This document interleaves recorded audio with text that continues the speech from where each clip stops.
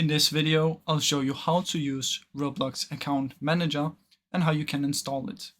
So first, I will put a link in the description and you want to click on the link. From in here, you're going to press the download button and you will now have the Roblox Account Manager.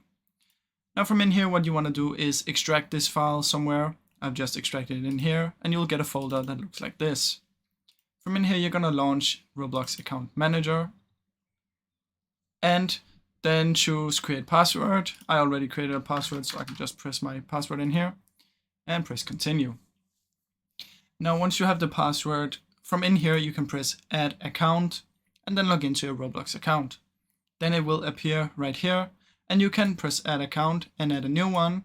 And if you do that 5 times, you will now have 5 accounts in here.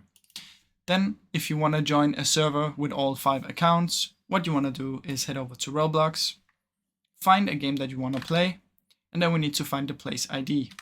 So let's say I choose this one. This number right here will be the place ID.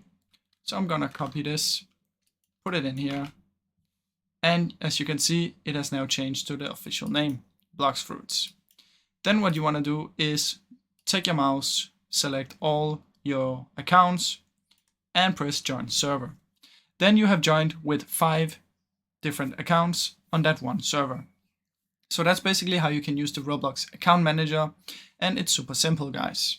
Now, I really hope you enjoyed this video, and if you did, please leave a like and subscribe, as it helps me out a ton. Thank you so much for watching.